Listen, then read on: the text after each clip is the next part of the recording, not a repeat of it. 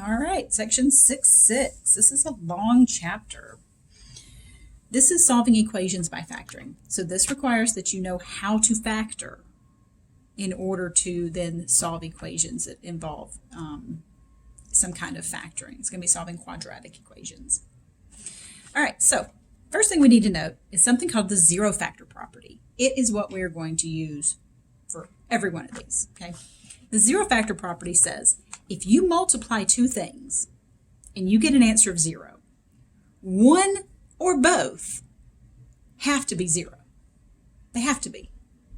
That's only true for 0. If this was, say, a 4, and two numbers multiply to be 4, there's no guarantee that either one of these has to be a 4. It could be 2 and 2. Yeah, it could be 1 and 4. It could be some fractions, some decimals and stuff. But 0 is the special number that if two things multiply to give you 0, or more, it doesn't have to be just 2, it can be any product, then one or the other of them have to be 0, or both can be 0.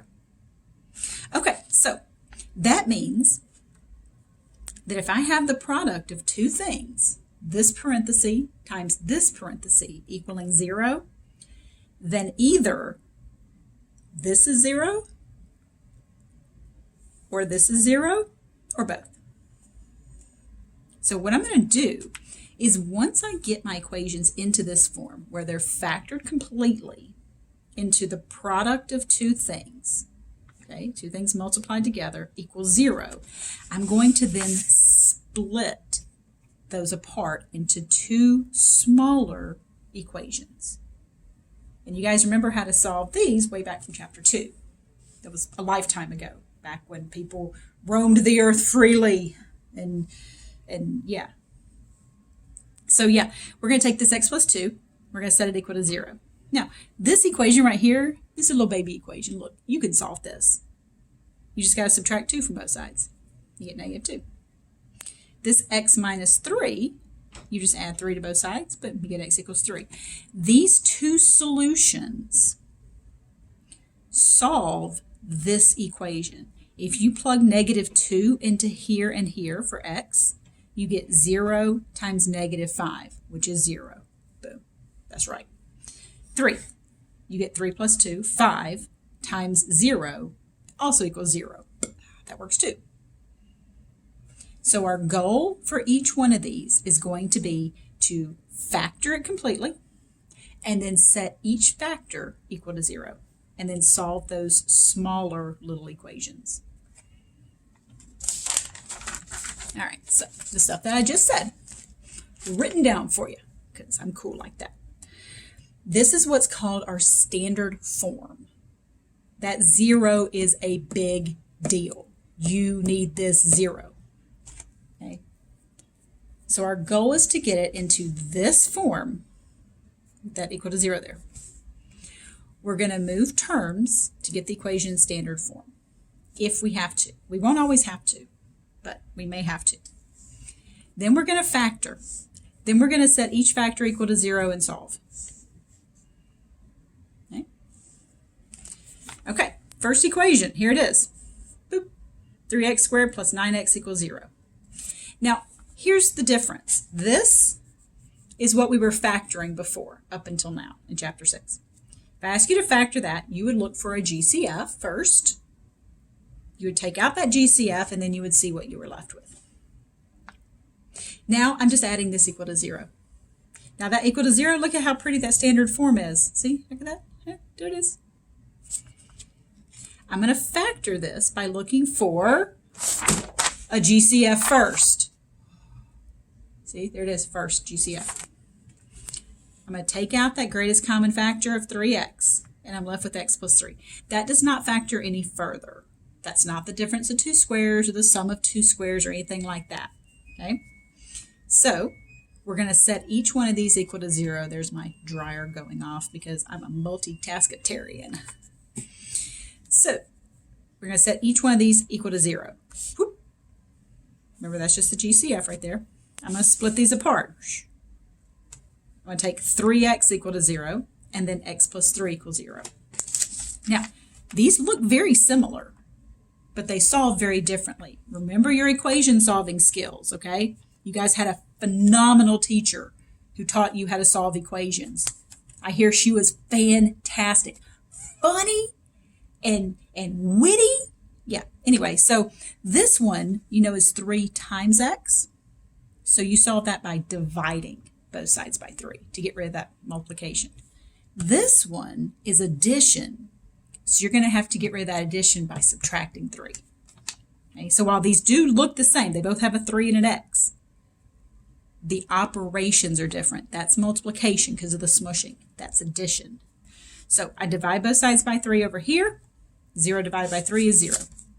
Over here, that x plus 3, I'm going to subtract 3. That's the opposite of that addition. So 0 minus 3 is negative 3. You're always going to get 2 answers. Okay? And that's kind of a nifty little thing about this. When we solve quadratics, the highest power tells you how many answers you're going to get. And it's nice to remember that so that you don't forget any of them. You can always check them. You can always plug them one at a time back in. So if you plugged it back into here, you'd get 0 squared times 3 is 0, plus 9 times 0, yep, that's 0. Negative 3, let's grab this up here. If you did 3 times negative 3 squared plus 9 times negative 3, you get 0. So that's just me plugging in negative 3. Don't plug them in simultaneously. Don't plug 0 in for that one and negative 3 in for that one at the same time. No. 0 in both places gives you 0. Negative 3 in both places should give you 0 as well. All right. This one.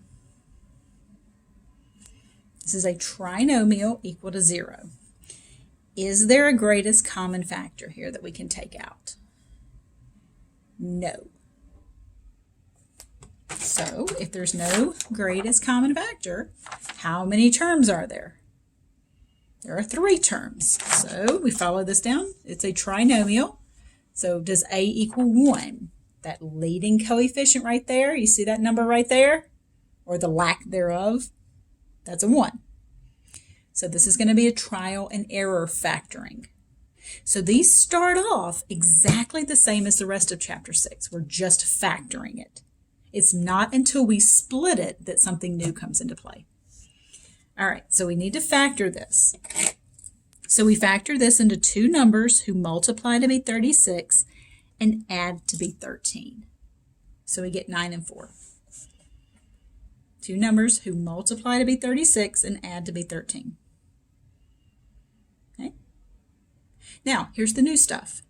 Because it's in standard form, we can go ahead and split these factors and set them equal to 0 separately. So if I take x plus 9 and set it equal to 0, over here, x plus 4, set it equal to 0. Both of these are pluses, so we solve them by subtraction. Here I subtract 9 from both sides, I get negative 9. Here I subtract 4, I get negative 4. So I end up with these 2 answers. Remember, you're always going to get 2 answers. It might be the same 2 answers. You know, like if, say, this factored into x plus 4, you'd get the same number twice. But you will, that's called a multiplicity, but you will still get 2 answers. All right, let's do another one. Already in standard form. Is there a greatest common factor that I can take out from here? 9 and 16. No, it looks like it's just a GCF of 1. So there's 2 terms. Don't count the 0. We're just factoring this left-hand side. So there's 2 terms. So it's one of these 4 special cases. Well, it's got a subtraction. That narrows it down. So it's either the difference of 2 squares or the difference of 2 cubes. Well, that's a squared. So it's the difference of 2 squares. So I went ahead and rewrote it as the 2 squares. So there's the difference of 2 squares. Remember how those factor. Those factor into, that's A, that's A, that's A, and that's B. So that's B,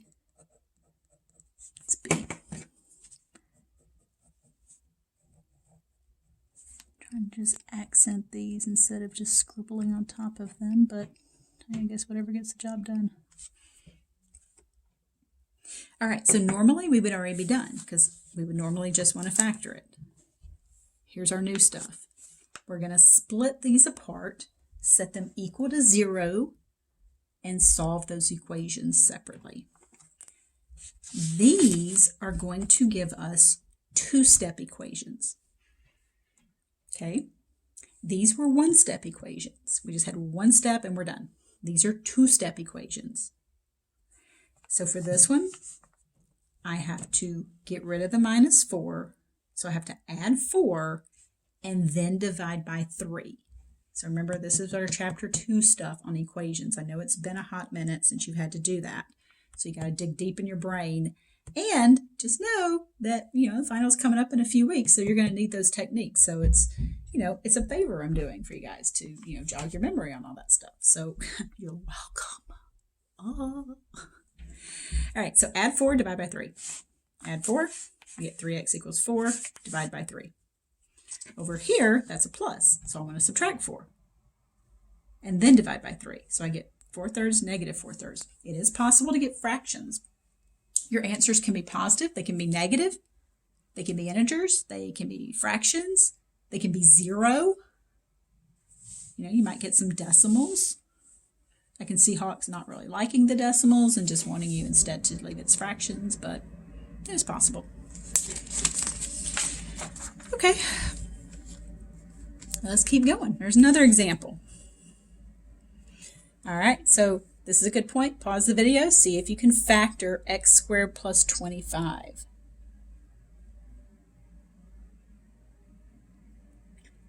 There's no GCF to take out, it's just 1.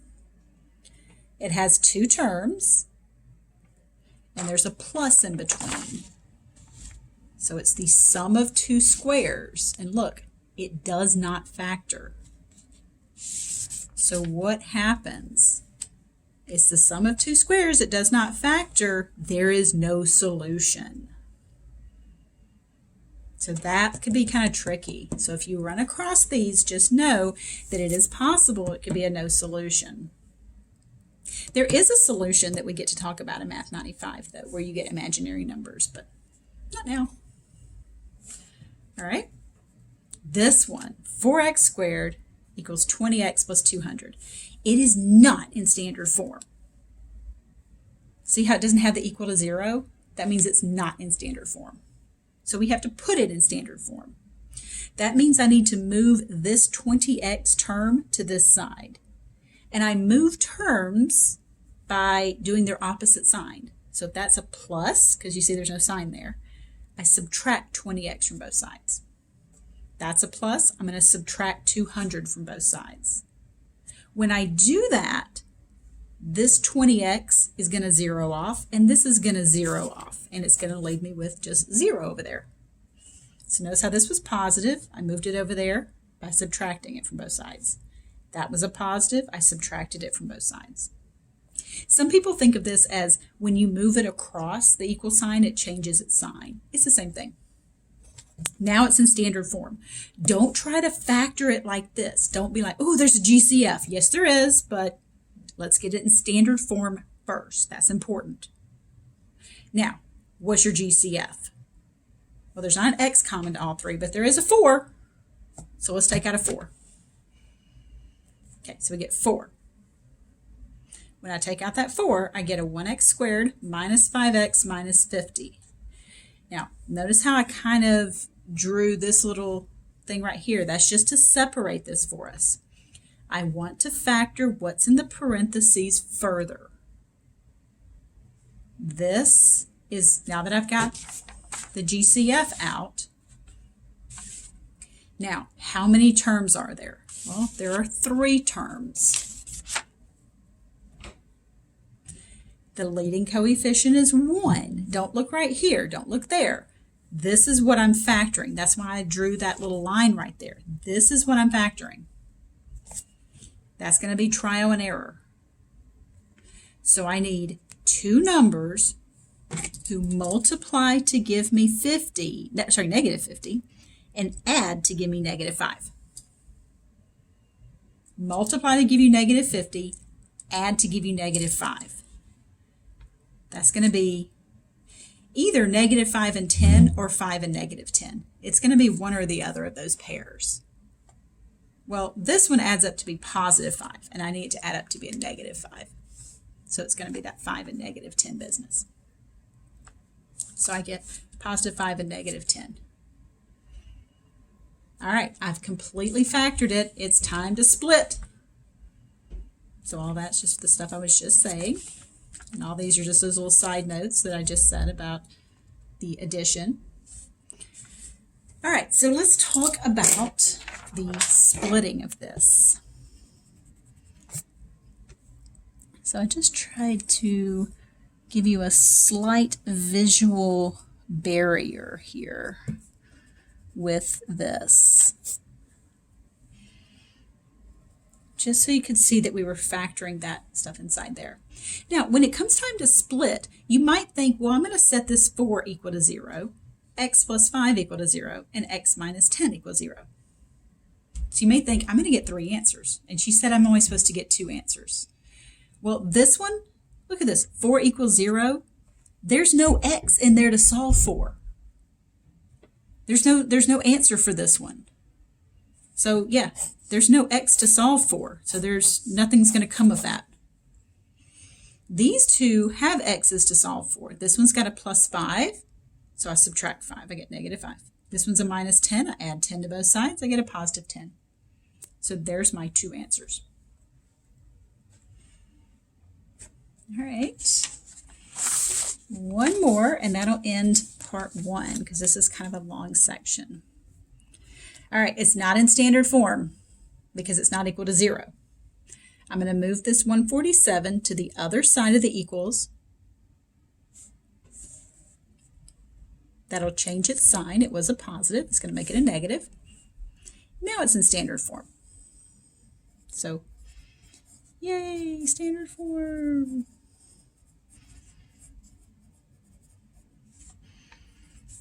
Doesn't take much to make me happy. Woo. Okay. All right, you know how to factor. You look for a GCF first. Kind of feel like it might be a 3. Does 3 go into 147? Let's see. 147 divided by 3. It does. So I can take out a factor of 3. I'm left with x squared minus 49. Okay, now that I've got my GCF out of the way, I have 2 terms. It's a subtraction, and there's a squared right there. So it's the difference of 2 squares. All right, this is a good opportunity to pause the video, see if you can factor this completely, and then split it. Just like last time, we're not going to get a solution from this 3 because there's no x there. But go ahead and pause the video and see if you can factor this completely.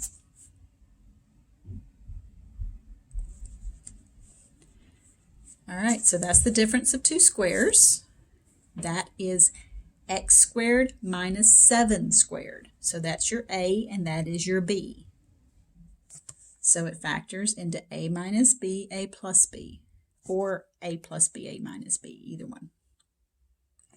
I split those apart into each one of these equaling 0. And yeah, once again, there's no x to solve for, so there's nothing's going to come of this. Here, x minus 7 equals 0. Add 7. X plus 7 equals 0. So the opposite of this plus is to subtract 7. So I get those 2 answers. Just like with last time that I mentioned about checking your answers, if you plug 7 back into here. So let's say you want to check your answer. 3 times 7 squared. 147. That answer checks out. My other one was negative 7. 3 times negative 7 squared. Also 147. Notice the parentheses there because you want to make sure you square the entire number, not just the 7. You need the negative squared as well. All right, that ends part 1 for this section.